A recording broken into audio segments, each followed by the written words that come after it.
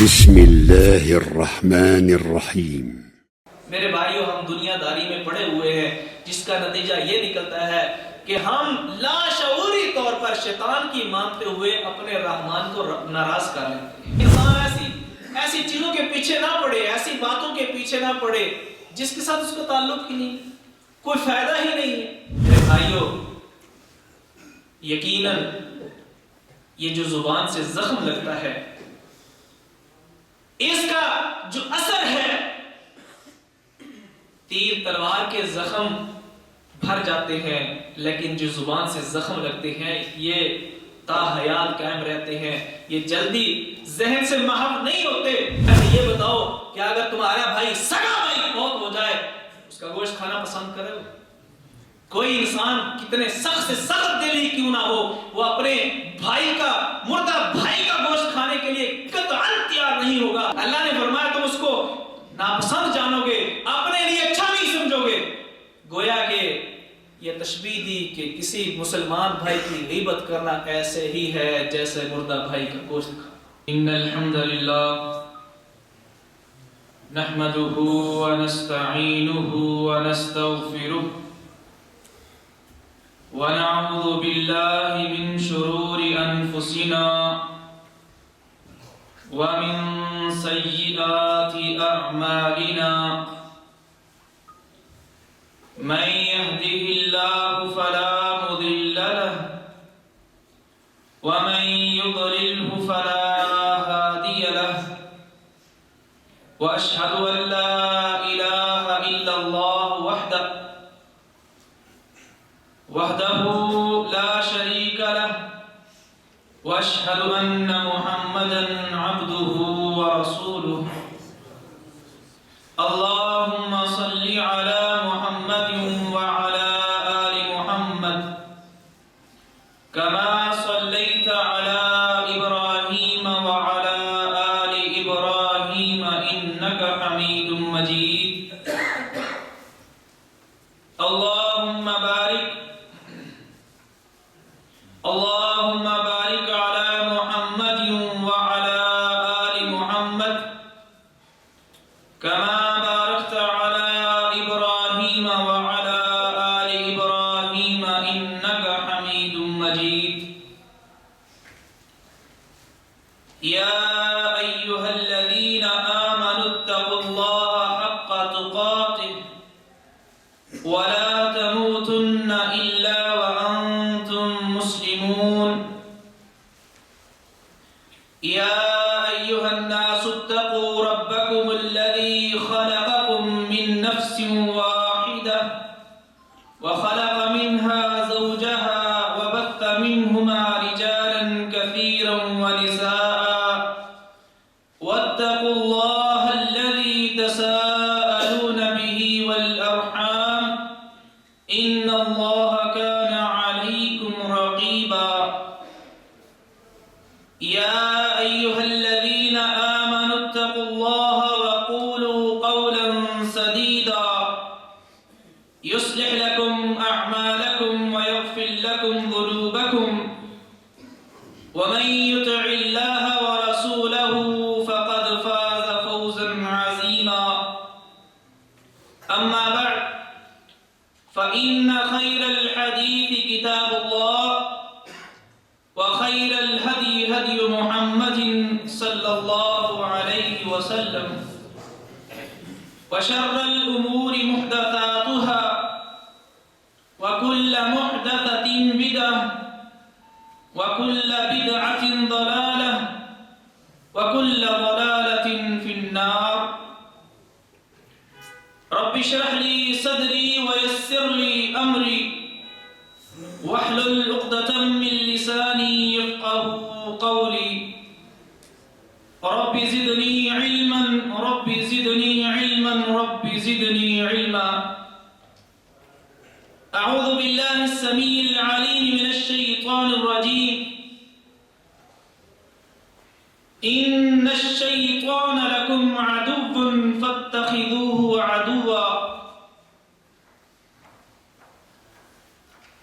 ہر قسم کی حمد و ثنا، تعریفات تمجیدات تمہیدات اللہ وحدہ لا شریک کے لیے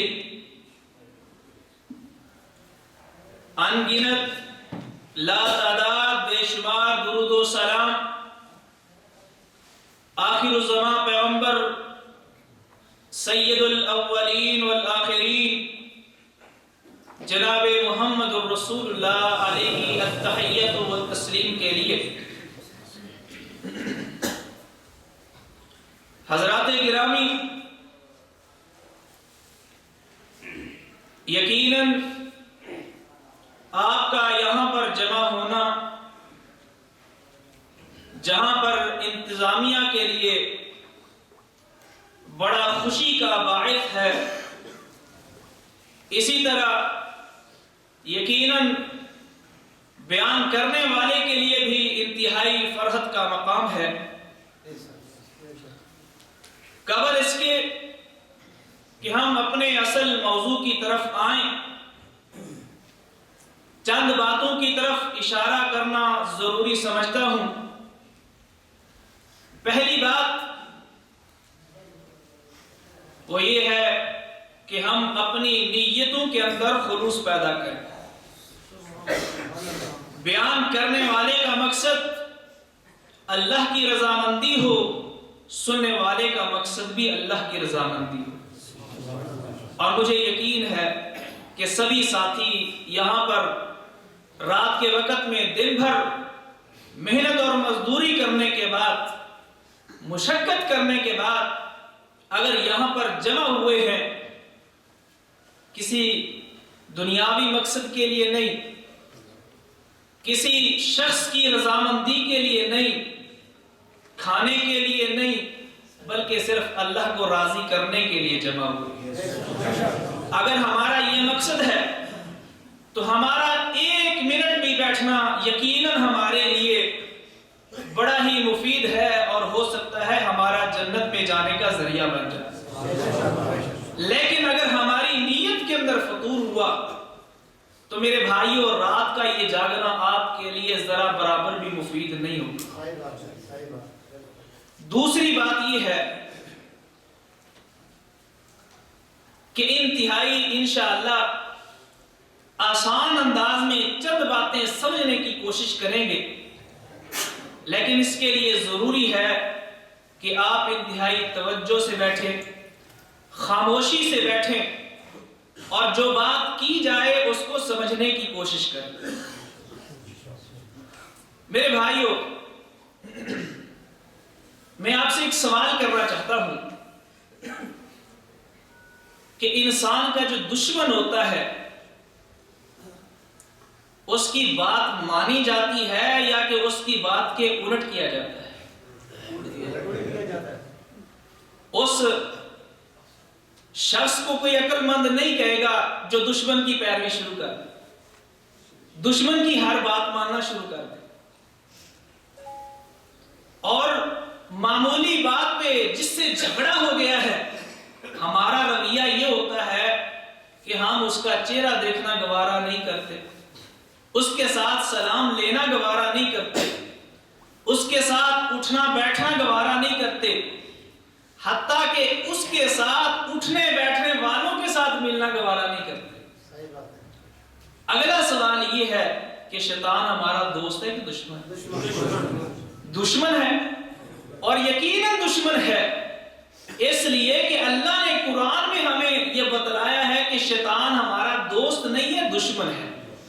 رب کریم نے فرمایا ان الشیطان لکم عدو، کہ شیطان تمہارا دشمن ہے۔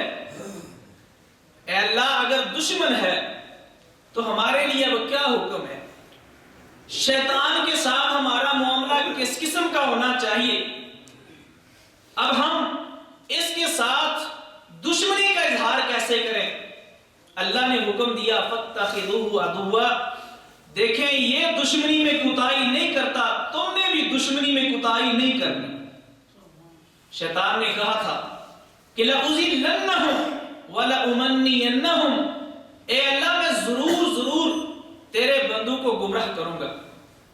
لَأَقْعُدَنَّ لَهُمْ صِرَاطَكَ الْمُسْتَقِيمَ، اے اللہ سیدھے راستے پہ بیٹھ جاؤں گا، ایک ایک کو چن چن کے گمراہ کروں گا. ثم لآتینہم من بین ایدیہم ومن خلفہم وعن ایمانہم وعن شمائلہم ثم لا تجد اکثرہم شاکرین. اے اللہ، آگے سے، پیچھے سے، دائیں بائیں، ہر طرف سے حملے کروں گا، اور نتیجہ یہ نکلے گا تھوڑے بندے ہوں گے جو تیری ماننے والے ہوں گے، اکثر میرے پیچھے چلے گا. اب شیطان نے یہ چیلنج کیا رب کو. اب ہم ذرا ٹھنڈے دل سے سوچیں کہ شیطان اپنے مقصد میں کامیاب ہوتا نظر آ رہا ہے کہ نہیں؟ کامیاب کس نے کیا ہے؟ شیطان کو ووٹ کس نے دیے ہیں؟ ہم نے دیے. اب ہم نے آج کی اس مجلس میں یہ فیصلہ کرنا ہے کہ ہم نے حزب اللہ والی پارٹی اختیار کرنی ہے یا کہ حزب الشیطان والی پارٹی اختیار کرنی ہے. ایک طرف اللہ کی پارٹی ہے جس میں انبیاء ہیں، صدیقین ہیں، شہداء ہیں، صالحین ہیں. دوسری طرف شیطان کی پارٹی ہے جس کے بارے میں اللہ نے فرمایا انما یدعو حزبہ. شیطان کی پوری کوشش ہے، بلاتا ہے، لوگوں کو اکٹھا کرتا ہے، جماعت بناتا ہے. مقصد کیا ہے؟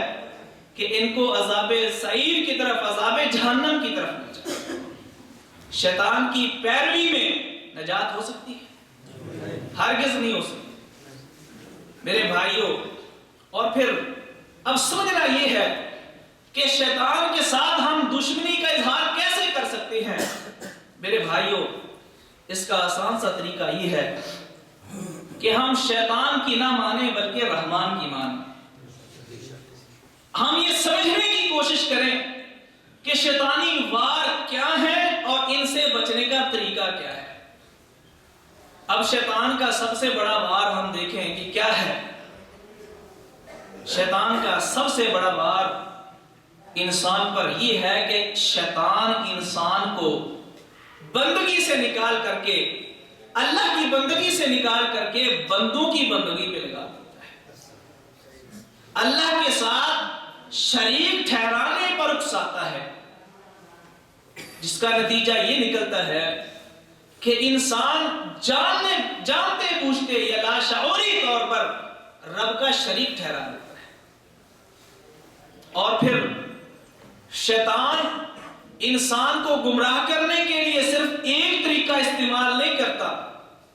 اسی لیے میرے بھائیوں، جس طرح ہم دنیاوی دشمنوں کے ہر وار پر چکنا رہتے ہیں اور یہ دیکھتے ہیں، جاسوسی کرتے ہیں کہ میرا دشمن اب کیا سکیم بنا رہا ہے، مجھ کو ہرانے کے لیے، مجھے پست کرنے کے لیے، مجھے ذلیل کرنے کے لیے اس کی منصوبہ بندی کیا ہے، ہم پوری رپورٹ رکھتے ہیں. کبھی ہم نے یہ بھی کوشش کی ہے کہ شیطانی ہتھ کنڈے کیا ہے، شیطان ہمیں گمراہ کرنے کے لیے کیا طریقہ اختیار کرتا ہے. میرے بھائیوں، ہم دنیا داری میں پڑے ہوئے ہیں جس کا نتیجہ یہ نکلتا ہے کہ ہم لاشعوری طور پر شیطان کی مانتے ہوئے اپنے رحمان کو ناراض کر لیتے ہیں. میرے بھائیوں، ان شیطانی اسکیموں کو سمجھنا ضروری ہے.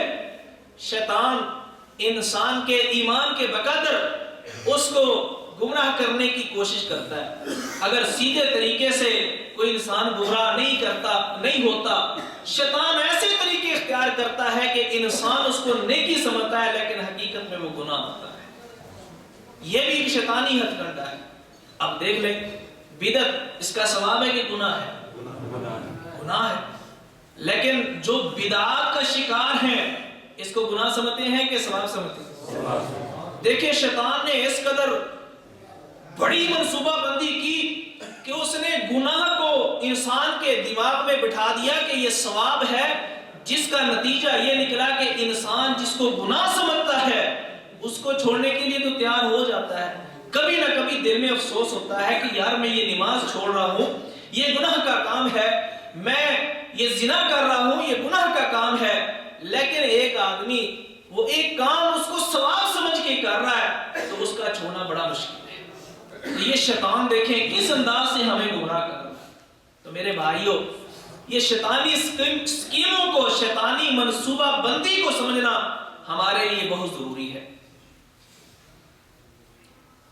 میرے بھائیوں، شیطانی ہتھ کنڈے تو بہت زیادہ ہیں، لیکن چند ایک باتیں جن کو ہم سمجھنے کی کوشش کریں گے کہ اب شیطانی منصوبہ بندی کیا ہے اور اس سے بچا کیسے جا سکتا ہے۔ دیکھیں، شیطان ہمیں خارجی طور پر بھی گمراہ کرتا ہے اور ہمارے جسم سے ایسی حرکات یا ایسے اقوال نکال کر کے بھی ہمیں گمراہ کرتا ہے۔ مثلا ہمیں ایسی جگہ پہ لے جانے کے لیے جانے کے لیے اکساتا ہے جہاں پر گناہ ہو رہا ہے، تو ہم وہاں جا کے جو گناہ کریں گے ہمارے کھاتے میں وہ گناہ تو پڑے گا ہی، یا اپنے قدموں کو استعمال کر کے جو ہم نے قدم اٹھائے ہیں اس پہ ثواب ملے گا نہیں؟ تو ہم اپنے قدموں سے گناہ کر رہے ہیں، اپنے ہاتھوں سے گناہ کر رہے ہیں، اپنی آنکھوں سے گناہ کر رہے ہیں، اپنی زبان سے ہم گناہ کر رہے ہیں، اپنے دل کے ساتھ ہم گناہ کر رہے ہیں۔ میرے بھائیوں، کبھی ہم نے بیٹھ کر 10 منٹ نکال کر کے یہ سمجھنے کی کوشش کی ہے کہ ہماری آنکھ سے کون کون سے گناہ ہو گئے اور ان سے بچنے کا طریقہ کیا ہے؟ ہماری زبان سے کون کون سے گناہ ہو رہے ہیں اور ان سے بچنے کا طریقہ کیا ہے؟ ہمارے ہاتھوں سے کون کون سے گناہ ہو رہے ہیں اور ان سے بچنے کا طریقہ کیا ہے؟ میرے بھائیوں، یہ فکر پیدا کرنے کی ضرورت ہے۔ اگر یہ احساس پیدا ہو گیا تو یقیناً شیطانی منصوبہ بندی خاک میں مل سکتی ہے۔ لیکن اگر ہمارے دل کے اندر احساس ہی پیدا نہ ہوا، جس طرح ہماری زندگی کی روٹین ہے ہم اسی طرح چلتے رہیں، نتیجہ کیا نکلے گا؟ اللہ ناراض ہو جائے گا، جنت میں داخلے کی بجائے جہنم میں داخلہ یہ ہمیں سزا کے طور پہ ملے گا۔ میرے بھائیوں، اب ہم سمجھنے کی کوشش کرتے ہیں کہ صرف زبان سے ہم کون کون سے گناہ کرتے ہیں۔ ہر بندہ جانتا ہے، لیکن صرف ایک تذکیر کے طور پر یا دہانی کے طور پہ چند گناہ جو ہم زبان سے سرزد کرتے ہیں ان کی قباحت احادیث کی روشنی میں، قرآن کی روشنی میں سمجھنے کی کوشش کرتے ہیں۔ میرے بھائیوں، یقیناً ہمارے جسم کا ایک ایک حصہ یہ اللہ کا بہت بڑا ہم پہ عطیہ ہے، ہم پہ اللہ کی بہت بڑی نعمت ہے، اور اس نعمت کا شکریہ ادا کیسے ہو سکتا ہے کہ ہم اپنے جسم کے ہر حصے کو اس طرح استعمال کریں جس طرح اللہ چاہتے ہیں کہ ہم ایسے استعمال کریں۔ اب ہماری زبان یہ بھی ان عطیات میں سے، ان انعامات میں سے، ان احسانات میں سے ایک بہت بڑا احسان ہے۔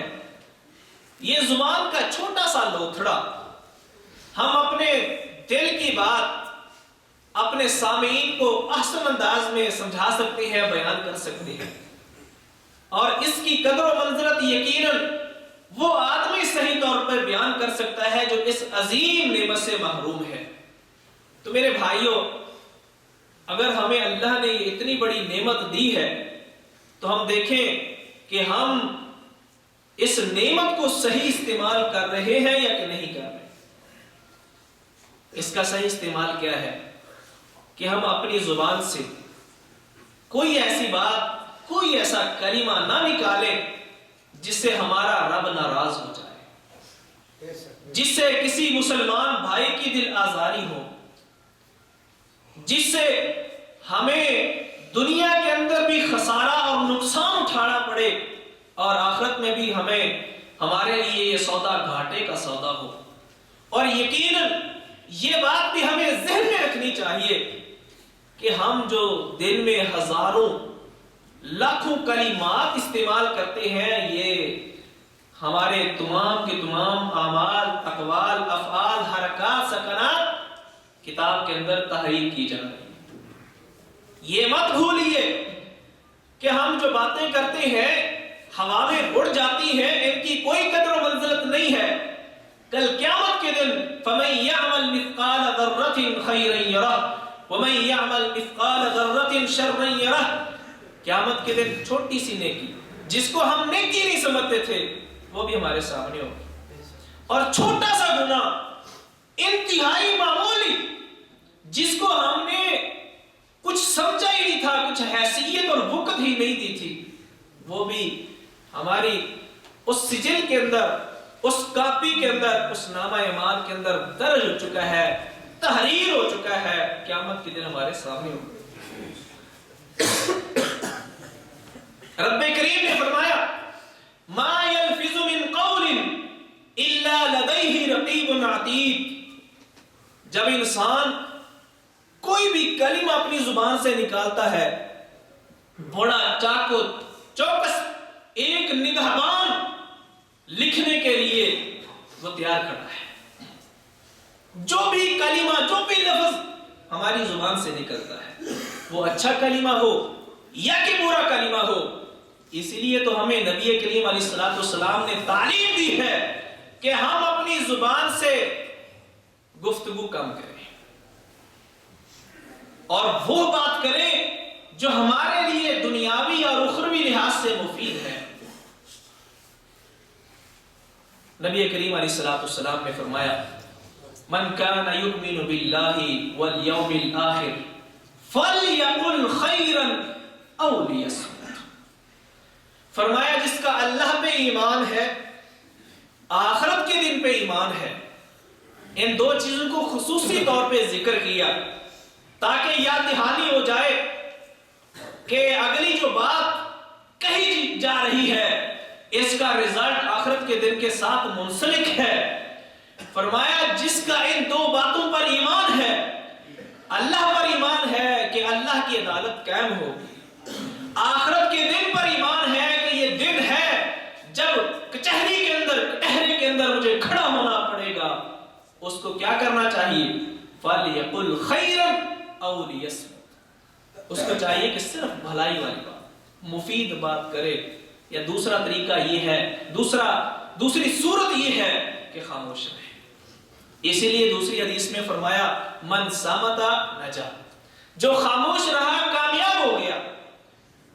جو اپنی زبان کو کثرت سے استعمال کرتا ہے تو یقیناً وہ آدمی جتنا مرضی دعویٰ کرے کہ میں اپنی زبان سے صرف اچھی باتیں نکالتا ہوں، جس کو عادت پڑ چکی ہے کہ ہر وقت بولتی رہنا ہے، میرے بھائیوں آپ خود اندازہ لگا سکتے ہیں کہ دن کے اندر وہ اس زبان سے، گوشت کے چھوٹے سے لوتھڑے سے اتنے گناہ کر لیتا ہے کہ گننا چاہے تو شاید گن نہ سکے۔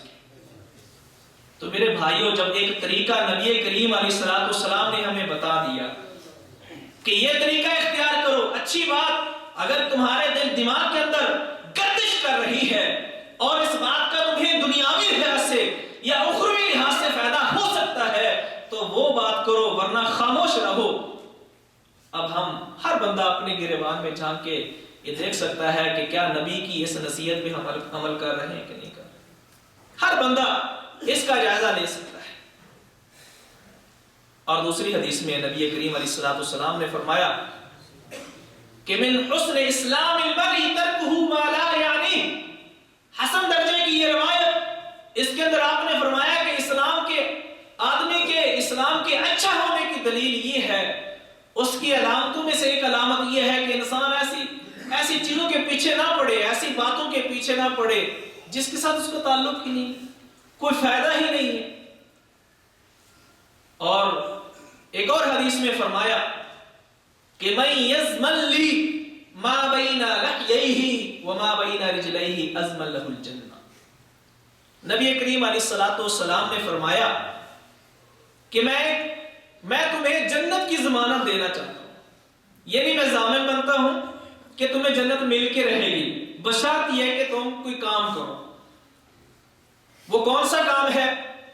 نبی کریم علیہ السلام نے فرمایا دو کام ہیں جو یہ کرے گا میں محمد اس کا ضامن ہوں صلی اللہ علیہ وسلم۔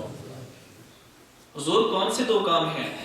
آپ نے فرمایا جو انسان اپنی زبان کی حفاظت کر لیتا ہے اور اپنی عزت کی، اپنے نفس کی، اپنی خواہش کی، اپنی شرمگاہ کی حفاظت کر لیتا ہے، میں اس کا ضامن، اس کو جنت ضرور ملے گی۔ میرے بھائیوں یہاں پر سمجھانے کے لیے میں یہ کہنا چاہتا ہوں کہ اگر دنیا کے اندر آپ کا بڑا ہی قابل اعتبار بندہ وہ آپ کو کہے کہ بھائی یہ آپ جو ہے اس کاروبار کے اندر 5 لاکھ لگائے، چند دنوں میں ہی آپ لاکھوں کما لیں گے، اتنا بڑا رسک لینے کے لیے آپ تیار ہو جائیں گے کہ نہیں؟ آپ کا پیسہ لگ رہا ہے یا آپ کا وقت صرف ہو رہا ہے، لیکن وہ آدمی آپ کو ضمانت دے رہا ہے کہ یار میں ضامن ہوں کہ یہ پیسہ تیرا ضائع نہیں ہوگا۔ اب اس آدمی کی ضمانت پہ ہم اعتبار کرتے ہوئے اپنے لاکھوں روپے داؤ پہ لگا دیتے ہیں، اپنے مہینوں اور سالوں کی محنت صرف کر دیتے ہیں۔ کیوں؟ نتیجہ آپ کے سامنے نہیں ہے، لیکن ایک بندہ جو آپ کی نگاہ میں قابل اعتبار ہے اس نے ضمانت دے دی ہے۔ کیا نبی کی ضمانت پہ اعتبار ہے کہ نہیں؟ میرے بھائیوں، وہ نبی جس کے بارے میں اللہ نے فرمایا کہ اپنی مرضی سے نہیں بولتا، ما ينطق عن الهوى ان هو الا وحی یوحی، کہ میرا نبی دین کی بات میں اپنی مرضی سے اس زبان کو حرکت نہیں دیتا، بلکہ جو حرکت ہوتی ہے اللہ کے آرڈر اور حکم سے ہوتی ہے۔ اور یقیناً نبی کریم علیہ الصلوۃ والسلام سے بڑھ کر کے دنیا کے اندر سچا انسان کوئی نہیں ہو سکتا۔ اس سے بڑا سچا انسان کیا ہوگا؟ دشمن بھی گواہیاں دے رہے ہیں، قتل کرنے کے لیے بھی تیار ہیں، اور یہ بھی زبان سے کہہ رہے ہیں کہ ہم نے کبھی آپ کو زندگی بھر جھوٹ بولتے نہیں دیکھا۔ دشمن گواہی دے رہے ہیں۔ اب ایسا انسان جس کے دشمن بھی اس کی سچائی کی ضمانت دیں، اس کی ضمانت پہ اعتبار ہونا چاہیے کہ نہیں ہونا چاہیے؟ تو پھر کیا خیال ہے نبی کریم علیہ الصلوۃ والسلام کی اس پیاری اور حوصلہ افزا حدیث پر عمل کرتے ہوئے آج سے ہمیں تہیہ کرنا چاہیے کہ نہیں کرنا چاہیے کہ آئندہ اپنی زبان کی بھی حفاظت کریں گے، اپنی عزت کی بھی حفاظت کریں گے؟ میرے بھائیوں، یقیناً یہ زبان ہمیں یا تو جنت کی طرف لے کے جانے والی ہے یا جہنم کی طرف لے کے جانے والی ہے۔ انسان جب صبح کرتا ہے، انسان کے تمام اعضاء اس زبان کے سامنے منتیں کر رہے ہوتے ہیں، منت سماجت کر رہے ہوتے ہیں، التجا کر رہے ہوتے ہیں کہ اگر تو ٹھیک رہی تو ہم بھی ٹھیک رہیں، لیکن اگر تو ٹیڑھی ہو گئی تو ہم بھی ٹیڑھے ہو جائیں گے۔ میرے بھائیوں، نبی کریم علیہ الصلوۃ والسلام نے حضرت معاذ بن جبل رضی اللہ تعالی عنہ، جلیل القدر صحابی ہے، ایمان اسلام کی تفصیل بتائی، بڑی اہم باتیں ارشاد فرما کر کے آخر میں آپ نے فرمایا الا اخبرک بملاک ذلک کلہ، ساری باتوں کا خلاصہ نہ بتا دوں؟ حضور بتلائیے۔ آپ نے فرمایا امسک علیک لسانک یا امسک علیک ھذا، زبان کو پکڑ کے فرمایا کہ اس زبان کو کنٹرول میں کر۔ سبحان اللہ، اتنی بڑی اہم باتیں ارشاد فرما کر کے ایمان کی تفصیل بتلائی، اسلام کی تفصیل بتلائی، اہم باتیں ارشاد فرما کر کے آپ نے فرمایا کیا ایسی چیز نہ بتاؤں جس پر ان ساری باتوں کا دار و مدار ہے؟ کس بات پر دار و مدار ہے اس زبان؟ میرے بھائیوں، یقیناً زبان کے ساتھ گفتگو کرنا جس کو ہم کوئی وقت نہیں دیتے، وہ کلمات، ہماری زبان سے نکلے ہوئے وہ حروف، وہ جملے جن کو ہم کوئی حیثیت نہیں دیتے، ہو سکتا ہے کہ آپ کی زبان سے وہ کلمہ، وہ جملہ جس کی آپ کے ہاں کوئی حیثیت نہیں ہے، ممکن ہے یہ کسی دوسرے کے دل کو زخمی کر چکا ہو۔ نبی کریم علیہ الصلوۃ والسلام نے کیا فرمایا تھا؟ المسلم من سلم المسلمون من لسانہ و یدہ، کہ صحیح مسلمان وہ ہے جس کی زبان سے، جس کے ہاتھ سے اس کا مسلمان بھائی محفوظ ہے۔ اب کتنی باتیں ہم ایسی کر جاتے ہیں، جو ہمارا وہ مسلمان بھائی، وہ نماز پڑھنے والا نمازی، حج کرنے والا نیک اور صالح آدمی، ایسی کتنی باتیں ہم کر دیتے ہیں جن کو ہم کچھ نہیں سمجھ رہے ہوتے، لیکن یہ اس آدمی کے دل سے پوچھئے کہ اس کے دل پہ کیا گزر رہی ہے۔ میرے بھائیوں، یقیناً یہ جو زبان سے زخم لگتا ہے، اس کا جو اثر ہے تیر تلوار کے زخم بھر جاتے ہیں لیکن جو زبان سے زخم لگتے ہیں یہ تا حیات قائم رہتے ہیں، یہ جلدی ذہن سے محو نہیں ہوتے۔ میرے بھائیوں، اسی لیے ہمیں کوئی بھی کلمہ زبان سے نکالنا ہو تو نکالنے سے پہلے اس کے بارے میں، اس کے نتیجے کے بارے میں ہمیں سوچنا چاہیے۔ جیسا کہ کہا جاتا ہے نا کہ پہلے تولو پھر بولو۔ کبھی ہم نے یہ نسخہ آزمایا ہے؟ کبھی ہم نے اس پہ سوچا ہے؟ کبھی نہیں۔ دو چار ساتھی مل کے بیٹھ جاتی ہیں اور پھر ایسی گفتگو ہوتی ہے گھنٹوں ختم نہیں ہوتی، اور جب نماز کے لیے کہا جائے تو پھر مصروفیت ہے، ٹائم نہیں ہے۔ میرے بھائیو، یہ کس چیز کی نشانی ہے؟ ایمان کی، یا ایمان کے مضبوط ہونے کی، یا ایمان کے ناقص ہونے کی؟ ایمان کے کمزور ہونے کی نشانی ہے۔ اللہ اکبر۔ میرے بھائیو، اب دیکھیں زبان سے ہم کون کون سے گناہ کر رہے ہیں۔ اب ہم ذرا سوچیں، چند بڑے بڑے گناہ ہم دیکھتے ہیں، ہم زبان سے جھوٹ بول رہے ہیں۔ یہ ایک چھوٹا گناہ ہے، گناہ کبیرہ ہے، اور یہ مسلمان کی نشانی نہیں ہے۔ کس کی نشانی بتلائی ہے حضور پاک صلی اللہ علیہ وسلم؟ منافق کی نشانی ہے۔ فرمایا آیت المنافق ثلاث، منافق کی 3 نشانی۔ اذا حدثک، جب بات کرتا ہے جھوٹ بولتا ہے، اس کی نظر میں جھوٹ کوئی حیثیت ہی نہیں رکھتا۔ اور کتنے ہی ہمارے مسلمان بھائی ایسے جو کلمہ پڑھتے ہیں، اپنے آپ کو مسلمان سمجھتے ہیں، بلکہ نمازوں کی ادائیگی کا اہتمام کرتے ہیں، تہجد کی نماز ادا کرتے ہیں، لیکن زبان کو استعمال کرتے وقت سوچتے نہیں ہیں اور اس کے انجام پر غور و فکر نہیں کرتے۔ جھوٹ بولتے ہیں ہم اس زبان سے، اس زبان سے ہم اپنے مسلمان بھائیوں کی غیبت کرتے ہیں، اس زبان سے ہم لعن طعن کرتے ہیں، اس زبان سے ہم گالیاں دیتے ہیں، اس زبان سے ہم چغلیاں کرتے ہیں۔ میرے بھائیوں، یہ سارے گناہ، یہ غیبتیں، یہ چغلیاں، یہ جھوٹی قسمیں، یہ چھوٹے گناہ نہیں۔ نبی کریم علیہ السلام نے ہمیں کیا فرمایا ہے؟ آپ نے ہمیں سچ کو لازم اختیار کرنے کا حکم دیا ہے یا کہ جھوٹ بولنے کا حکم دیا ہے؟ تو جو اللہ کے رسول نے حکم دیا ہے اس پہ عمل کرنا ہے، یا کہ جو شیطان چاہتا ہے اس پہ عمل کرنا ہے؟ جو اللہ کے رسول نے حکم دیا۔ کیوں؟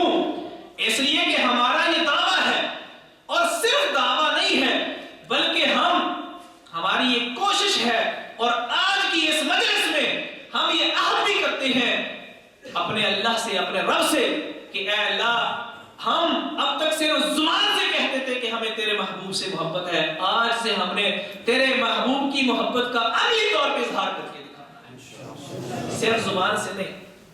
زبان سے کہہ لینا کہ مجھے تمہارے ساتھ محبت ہے، یہ کیا کافی ہے؟ ہرگز نہیں۔ کوئی دنیا کا انسان اس پر اعتبار کرنے کے لیے تیار نہیں ہوتا، امتحان لیے جاتے ہیں۔ تو میرے بھائیوں، کیا ہم اللہ کے سامنے ایسے دعویٰ کریں اور عمل ایک بھی نہ کریں تو اللہ کے ہاں یہ ہمارے دعوے سر ثابت ہوں گے؟ ہمارے اس دعوے کی کوئی حیثیت نہیں ہوگی۔ میرے بھائیوں، اسی لیے ہمیں چاہیے کہ ہمارے نبی کریم علیہ السلام نے فرمایا تھا علیکم بالصدق، سچائی کو لازم کرو، سچائی کو اختیار کرو۔ سچائی کا نتیجہ کیا نکلتا ہے؟ ان الصدق یہدی الی البر، کیونکہ سچائی انسان کو نیکیوں کی طرف لے جاتی ہے، اور نیکیاں انسان کو جنت کی طرف لے جاتی ہے۔ لا یزال الرجل یصدق ویتحری الصدق حتی یکتب عند اللہ صدیقا، انسان ہمیشہ سچ بولتا ہے، اس کی پوری کوشش یہی ہوتی ہے، جستجو اس کی یہی ہے کہ میری زبان سے صرف سچ نکلے۔ اس کا نتیجہ یہ نکلتا ہے کہ اللہ کے ہاں وہ صدیقین میں لکھ دیا جاتا ہے، یہ انسان بڑا سچا ہے۔ فرمایا ایاکم والکذب، جھوٹ سے بچو۔ ایاکم والکذب، جھوٹ سے بچو۔ کیوں؟ اس لیے کہ جھوٹ انسان کے لیے برائیوں کا دروازہ کھول دیتا ہے۔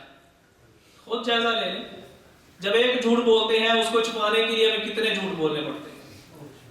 ایک زبان سے نکالا ہوا جھوٹ، ہمیں اس کے لیے، اس کو چھپانے کے لیے مزید کتنے جھوٹ بولنے پڑتے ہیں؟ میرے بھائیوں، اسی لیے نبی کریم علیہ السلام نے فرمایا کہ یہ جو جھوٹ ہے ان الکذب یہدی الی الفجور، جھوٹ انسان کو برائیوں کی طرف، فجور کی طرف لے کر کے جاتا ہے، اور برائیاں اس کو جہنم کی طرف لے کر کے جاتا ہے۔ اور انسان جب جھوٹ بولتا ہے، جھوٹ بولنا اس کی عادت ثانیہ بن جاتا ہے، اللہ کے ہاں وہ کذاب لکھ دیا جاتا ہے۔ اب ہم ساتھ ساتھ جائزہ بھی لیتے جائیں تاکہ یہ باتیں صرف ہم ایک کان سے سن کر کے دوسرے کان سے نہ نکالیں، ہمارا یہ بیٹھنا اللہ کے ہاں قیمتی بن جائے، ہماری اصلاح کا ذریعہ بن جائے۔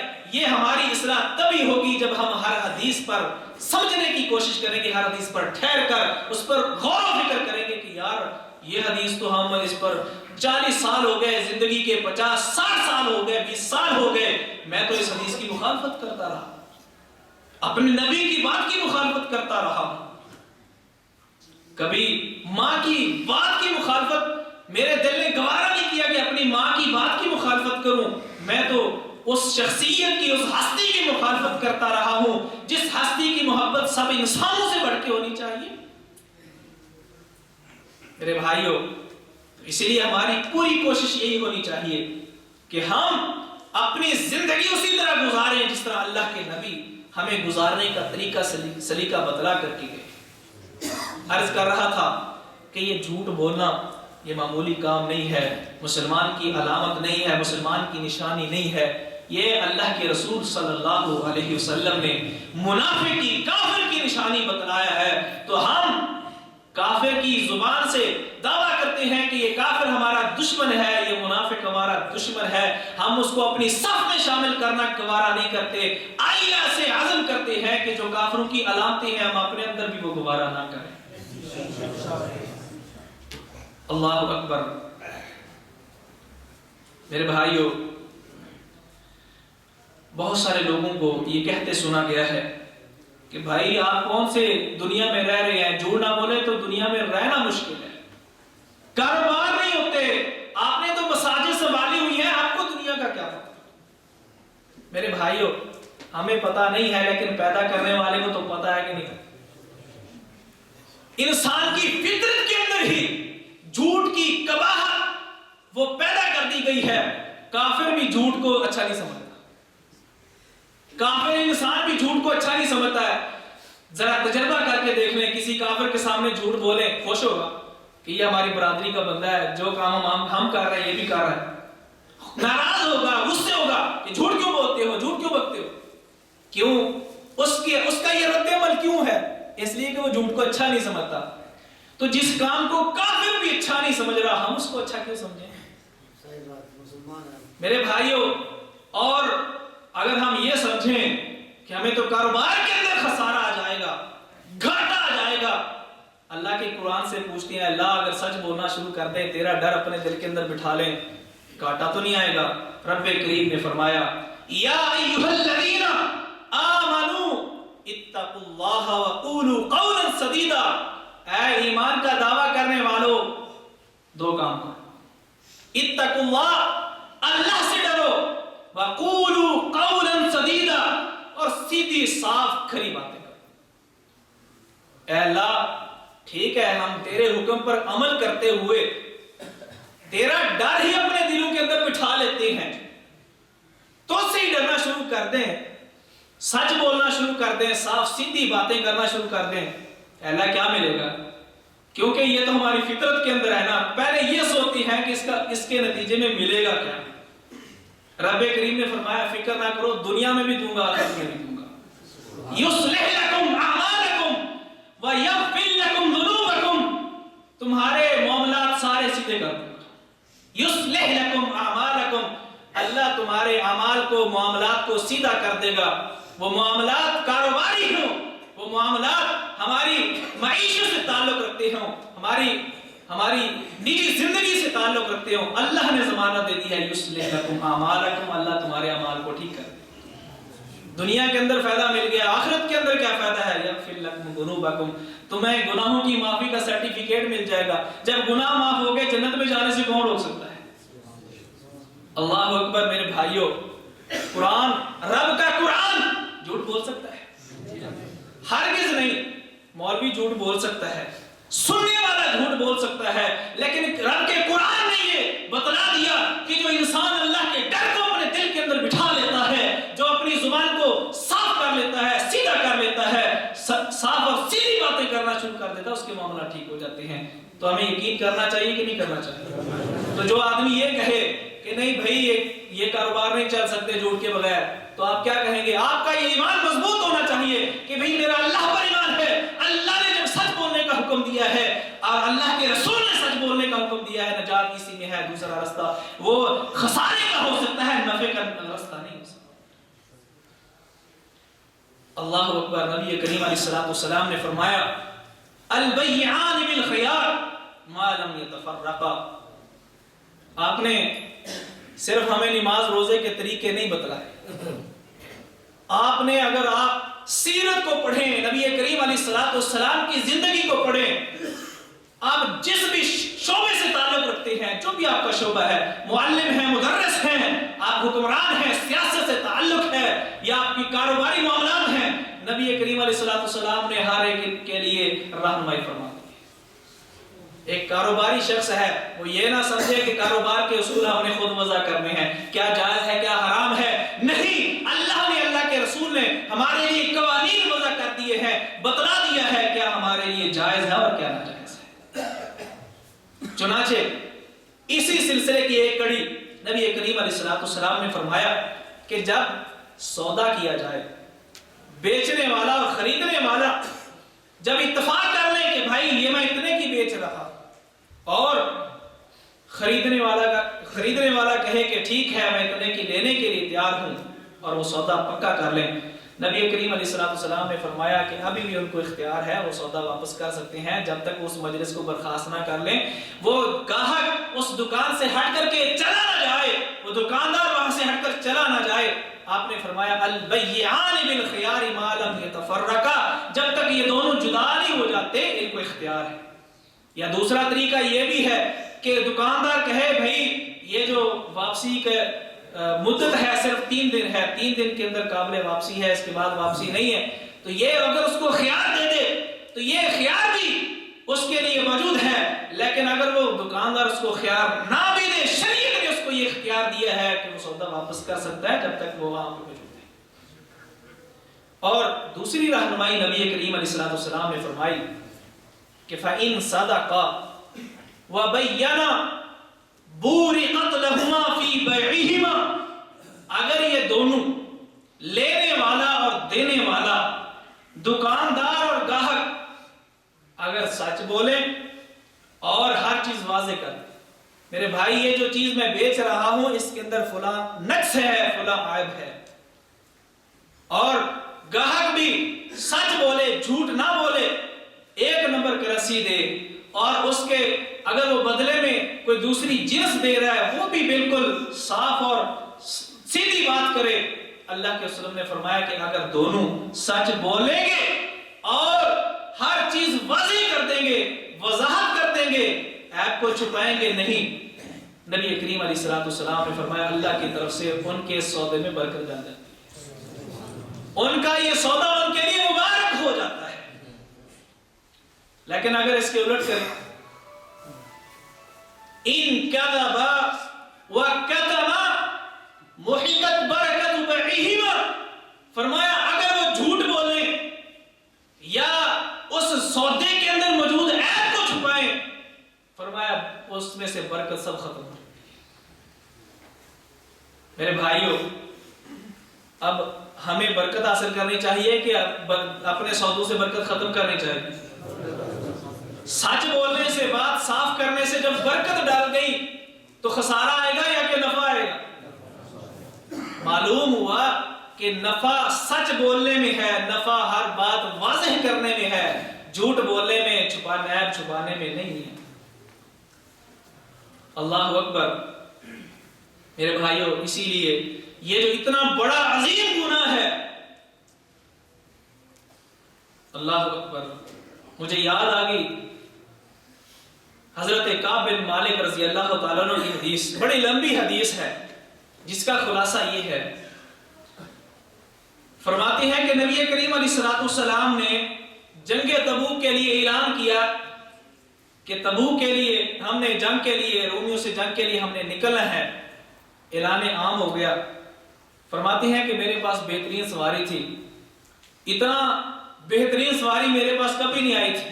جب اعلان ہوا اور نبی کریم علیہ السلام صحابہ کرام کو لے کر کے مدینے سے نکلنے لگے, میں نے سوچا کہ بہترین سواری میرے پاس موجود ہے, فکر کی ضرورت نہیں ہے, اگر چلے بھی گئے ایک دو دن بعد میں بھی گیا, اتنی بہترین سواری ہے, میں مل جاؤں گا. دل میں یہ شیطان نے خیال ڈالا. کیا کیا؟ ایک دن لیٹ ہو گیا, 2 دن لیٹ ہو گئے, نتیجہ یہ نکلا کہ پیچھے رہ گئے. شیطان نے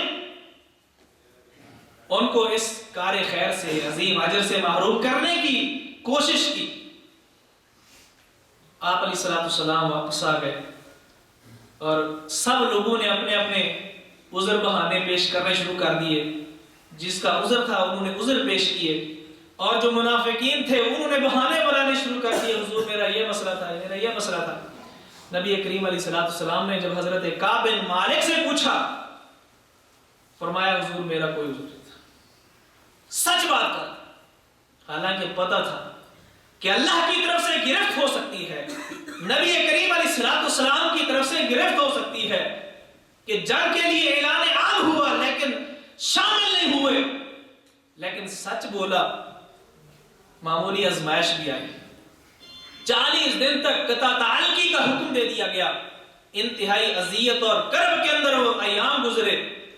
آخر میں اللہ تعالیٰ نے ان کے سچ بولنے کے نتیجے میں ان کی برات اللہ تعالیٰ نے قرآن مجید میں نازل فرما دی, اور ان کی گویا کہ یہ قرآن مجید کے اندر ان کی سچائی کے بدلے میں ان کے لیے نجات کا جو پیغام اللہ نے قرآن میں نازل کیا, گویا کہ سچائی کی وجہ سے ان کو اللہ نے رتبہ دے دیا, مقام دے دیا. اور وہ فرمایا کرتے تھے کہ یہ اگر مجھے نجات ملی ہے تو سچ بولنے کی وجہ سے ملی ہے.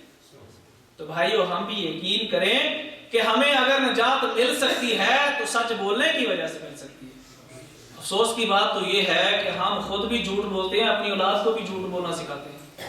دروازے پہ دستک ہوتی ہے, ہاں جی کون ہے, معلوم ہوتا ہے کہ وہ جو جس سے قرض لیا تھا وہ آیا, کہو بیٹا, کہو کہ جو ہے نا ابو جی گھر پہ نہیں. تربیت ٹھیک ہو رہی ہے کہ غلط ہو رہی ہے؟ ہم نے اس کو سبق کیا دیا اپنی اولاد کو کہ گویا کہ جب تم پہ مشکل آئے تو جھوٹ کا سہارا لے لو. کس راستے پہ لگا رہے ہیں ہم اپنی اولاد, اور پھر ہم کہتے ہیں کہ دیکھو جی ہماری اولاد ہمارے ہاتھوں سے نکل گئی ہے. جب ہم اس کی تربیت اچھی نہیں کریں گے, خود اس کے سامنے جھوٹ کا سہارا لیں گے, تو پھر بیٹا کیا کرے گا؟ وہ بھی بچنے کے لیے استاد کے سامنے بھی جھوٹ بولے گا, باپ کے سامنے بھی جھوٹ بولے گا. بڑا ہو کر کے اگر کوئی بھی کام کرے گا تو جھوٹ کا سہارا لے گا. میرے بھائیوں, جھوٹ تو مذاق کے اندر بولنے کی بھی اجازت نہیں ہے. نبی کریم علیہ السلام نے فرمایا وَيْلٌ لِلَّذِي, فرمایا اس شخص کے لیے ہلاکت ہو جو انسان جھوٹ بولتا ہے لِيُزْهِكَ بِهِ النَّاسِ, تاکہ لوگوں کو ہنسائے, لطیفے سنائے, اپنی طرف سے من گھڑت لطیفے بنا کر کے لوگوں کو ہنسانے کی کوشش کرتا ہے. فرمایا وَيْلٌ لَهُ وَيْلٌ لَهُ, 3 بار فرمایا کہ اس کے لیے ہلاکت ہے, بربادی. جب جھوٹ مذاق کے اندر بولنے کی اجازت نہیں ہے.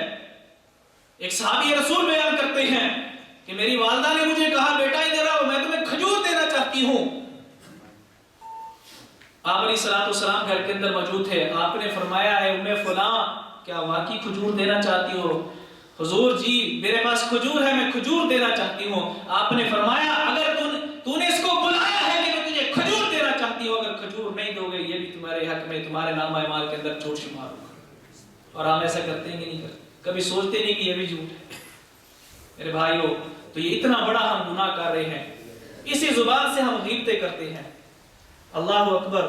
اور انتہائی افسوس کی بات ہے کہ اتنا عظیم گناہ جس کو رب تعالیٰ نے جس کی قباحت کو قرآن مجید میں ان الفاظ کے اندر ارشاد فرمایا کہ وَلَا يَغْتَبْ بَعْضُكُمْ بَعْضًا, ایک دوسرے کی غیبت نہ کیا کرو. أَيُحِبُّ أَحَدُكُمْ أَن يَأْكُلَ لَحْمَ أَخِيهِ مَيْتًا فَكَرِهْتُمُوهُ, اللہ نے فرمایا اچھا یہ بتاؤ کہ اگر تمہارا بھائی سگا بھائی فوت ہو جائے اس کا گوشت کھانا پسند کرے ہو؟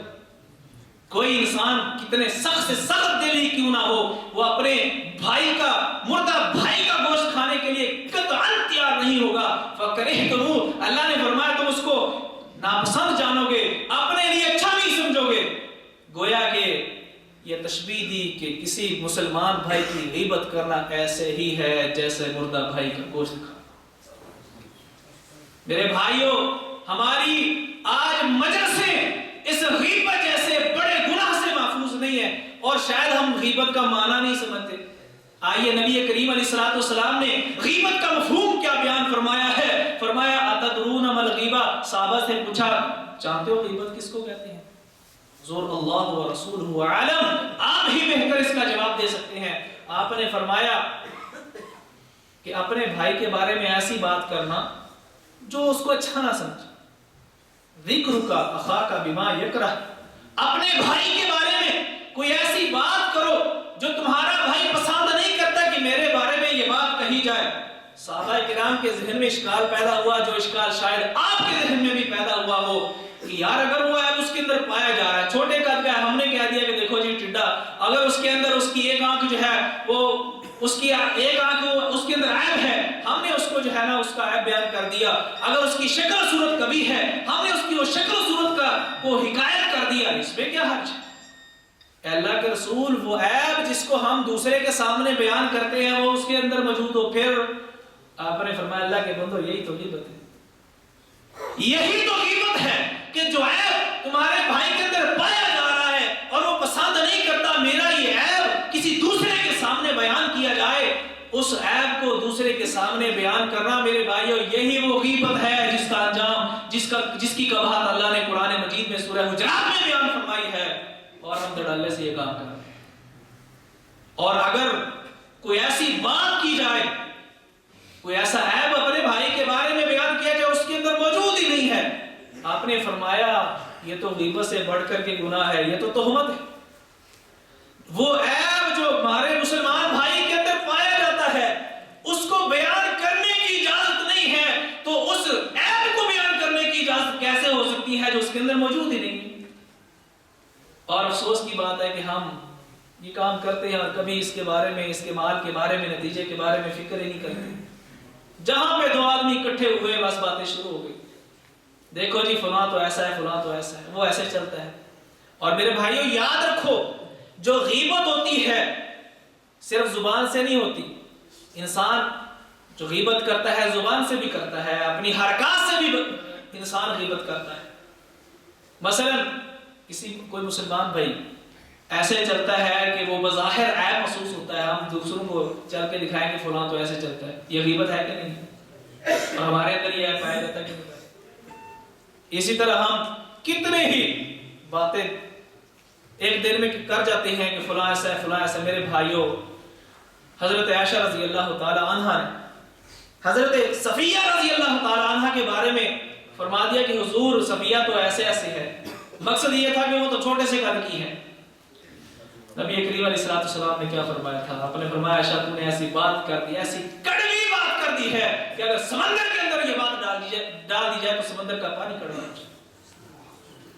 اتنی قباحت اس غیبت کی، اس چغلی کی۔ اور چغلی اور غیبت میں کیا فرق ہے؟ غیبت کے اندر یہ مقصد نہیں ہوتا کہ فلاں کے اندر درمیان لڑائی ڈالی جائے، تفریق پیدا کی جائے، لیکن چغلی اس کے اندر مقصد ہی ہوتا ہے کہ فلاں کی لڑائی ہو جائے، دوسروں کو اشارہ کرتے ہیں دیکھو جی اب ایسی بات کروں گا، دیکھنا جو ہے نا 10 منٹ بعد ان کی لڑائی نہ تو پھر کیا، اور پھر ان کے آپس میں پھوٹ ڈال کر کے میاں بیوی کے درمیان، بھائیوں کے درمیان، دوستوں کے درمیان نفرت کا بیج بو کر کے ہم خوشی کا اظہار کرتے ہیں۔ میرے بھائیوں یاد رکھو آج آپ خوشی کا اظہار کر رہے ہیں کس پر؟ ان کے درمیان تفریق پیدا کرنے پہ۔ تمہیں رونا چاہیے کہ تم نے اپنے لیے جہنم کے انگارے اکٹھے کر لیے۔ میرے بھائیوں یہ معمولی بات نہیں ہے جس کو ہم معمولی سمجھ لیتے ہیں۔ آج علماء کی مجلس ہو، طلباء کی مجلس ہو، عاملین کی مجلس ہو، وہ ہماری نجی مجلس ہو، ہماری خاص مجلس ہو، افسوس کہ یہ سارے کام وہاں موجود ہوتے ہیں۔ اسی لیے میرے بھائیوں ہمیں بچنا چاہیے۔ نبی کریم علیہ السلام दो कब्रों के पास से गुजरे, आपने फरमाया इन्नहुमा ला युअज़्ज़बानि फी इन्नहुमा ला युअज़्ज़बानि, ये जो दो कब्र वाले हैं इनको अजाब हो रहा है। और अजाब भी वो ऐसा मुश्किल काम नहीं था कि जिसको ये छोड़ ना सके उसकी वजह से हो रहा है। मामूली से काम थे, ऐसे काम थे कि जिनको ये छोड़ सकते थे, गुरेज कर सकते थे, लेकिन उन्होंने गफलत की। इन दो कामों की वजह से दोनों को अजाब हो रहा है। एक वो गिबत से, चुगली से नहीं बचता था, और दूसरा पेशाब के चिंटू से नहीं बचता था। कब्र के अंदर ये अजाब शुरू। क्या हम ये बर्दाश्त कर सकते हैं कि हम वो जिस्म हमारा जो हम संभाल के रखते हैं, जिसकी हम हिफाजत की कोशिश करते हैं, हमारे इस जिस्म को कीड़े खाएं, मकोड़े खाएं और कब्र के अंदर हमें अजाब दिया जाए, हमारे इस जिस्म को अजियत और तकलीफ पहुंचाई जाए, और अजाब का सिलसिला कब्र से लेकर के फिर ता हयाती ये सिलसिला जारी रहे। क्या हम ये बर्दाश्त करते हैं, गवारा करते हैं? मेरे भाई, हम गवारा नहीं करते। ये शैतान की पॉलिसी है। शुरू में मैंने अर्ज किया था कि ये शैतान जो है हमसे ये सारे काम करवाता है, ये शैतान की पॉलिसियां हैं। आज हमने इस मजलिस के अंदर बैठ करके शैतान की पॉलिसियों से बरात का इजहार करते हुए अल्लाह से ये आहद करना है, ऐ अल्लाह बड़े गुनाह कर रहे हैं, बड़ी गफलत का शिकार रह करके हमने अपनी आखिरत को बर्बाद करने की कोशिश की है। लेकिन ऐ अल्लाह, आज से हम तुम्हारे साथ, तेरे साथ ये आहद करते हैं कि आइंदा अपनी पूरी कोशिश करेंगे अपनी जुबान की हिफाजत करने की, अपनी आंखों की हिफाजत करने की, अपने हाथों की हिफाजत करने की, अपनी इज्जत की हिफाजत करने की। अल्लाह, जहां तक हो सका अपने इन आज़ा को इस्तेमाल करने से पहले हम इनको, इनके नतीजे के बारे में जरूर गौर फिक्र करेंगे, क्योंकि नबी करीम अलैहिस्सलाम ने फरमाया है कि इंसान बस औक़ात एक छोटा सा कलिमा कहता है, उसकी नजर में इस कलिमे की कोई हैसियत नहीं होती, लेकिन ये कलमा उसको जहन्नम में पहुंचाने का जरिया बन जाता है। और बस औक़ात एक छोटा सा जुमला जिसकी इसके हम कोई हैसियत नहीं है, उसके लिए जन्नत में जाने का जरिया बन जाता है। आइए इन छोटे छोटे कलिमात जो हमारे लिए जहन्नम में जाने का जरिया बन सकते हैं, बचने की कोशिश कीजिए, गुरेज कीजिए। अल्लाह ताला हमें ऐसे तमाम गुनाहों से बचने की तौफीक अता फरमाए जो शैतान हमसे करवाता है, तो जबरदस्ती करवाता है, या कि हम खुशी से उसके पीछे चल रहे हैं। अल्लाह ताला से हमें दुआ करनी चाहिए कि अल्लाह, तूने कहा है कि शैतान हमारा दुश्मन है, हमें जिस तरह तू चाहता है कि हम शैतान के साथ दुश्मनी का इजहार करें तेरी अपनी इताअत करके, अल्लाह हमें वो इताअत अता फरमा जिसके साथ शैतान के साथ दुश्मनी का हम इजहार कर सकें। अल्लाह हमें अपनी और अपने रसूल की सच्ची मोहब्बत हमारे दिलों के अंदर पैदा फरमा। अल्लाह हमें ऐसे तमाम गुनाहों से बचने की तौफीक अता फरमा जो दुनिया के अंदर भी हमारे लिए जिल्लत और रुसवाई का जरिया बन जाए, और क़यामत के दिन भी हमारे लिए जिल्लत और रुसवाई के बाद जहन्नम में जाने का जरिया बन जाए। व आखिर दावाना अल्हम्दुलिल्लाह।